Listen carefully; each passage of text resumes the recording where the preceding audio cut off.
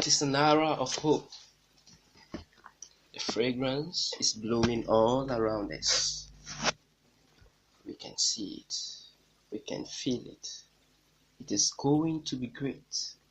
It is going to be marvelous.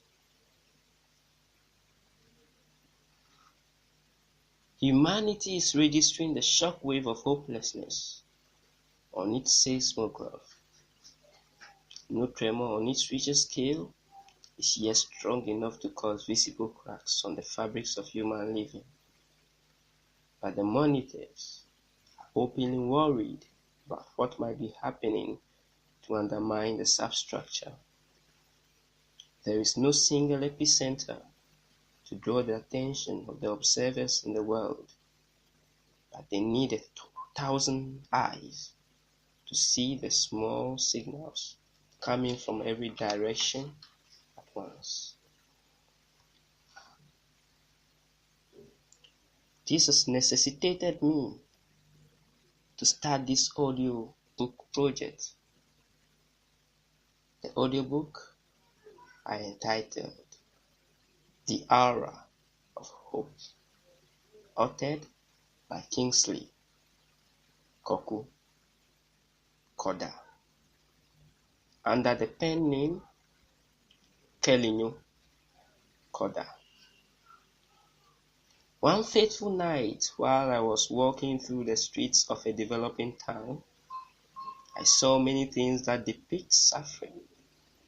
Children carrying heavy loads on their heads, pushing burdensome carts, sailing on hazardous and heavy vehicular present roads, just to curb their hunger and quench their thirst for that evening only. This made me to sit and ponder over this contortion of life. The stench of suffering is smelling in education.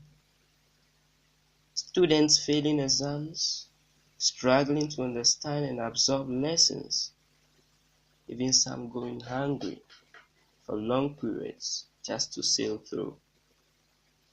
Parents squeeze water out of stone to be able to cater for their wards socially and even spiritually. And they have to do this simultaneously with their own improvement and development. Crime is on the rise all over the world.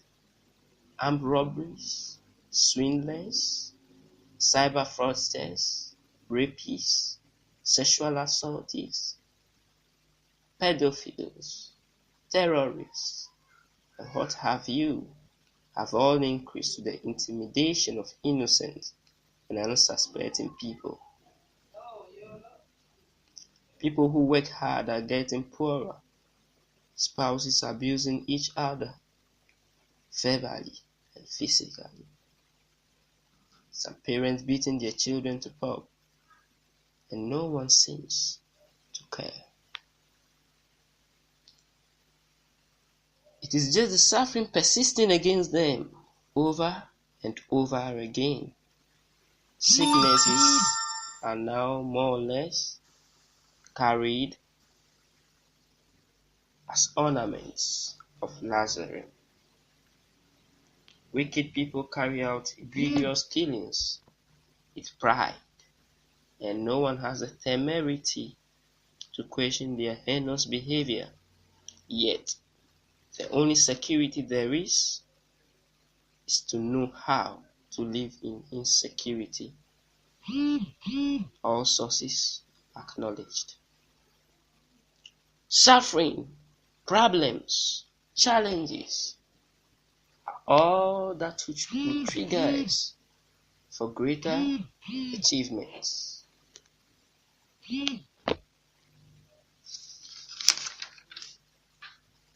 Tom Staniford was born diagnosed with the MDP syndrome. It is a disease which prevents fat from being stored underneath the skin. This made him look all bone, but despite that burden, he moved on to be an award-winning paracyclist. He faced that wind of suffering which has engulfed him squarely. That is endurance. Endurance is what makes you look like a stoic. Endurance is a medication for the cure of suffering in this era of unfathomable injustice, depression, and hedonism.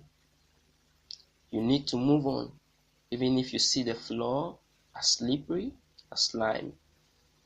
Jesus Christ, after enduring the crown of thorns, the heavy strike on his head, the spit on his face, the mockery above all, the shame of crucifixion on a cross, became what he was initially not. And this is a natural law which is fit for all to imitate. You may be suffering unemployment, failure, marital grudges, disease infections, hunger, defiance oppositions, addictions, and may even be on the verge of death. But wait and listen. You can overcome all of them by enduring. Endurance is not sitting and receiving slaps. It is dodging and preventing slaps. Endurance makes you push on, even if the world says you can't.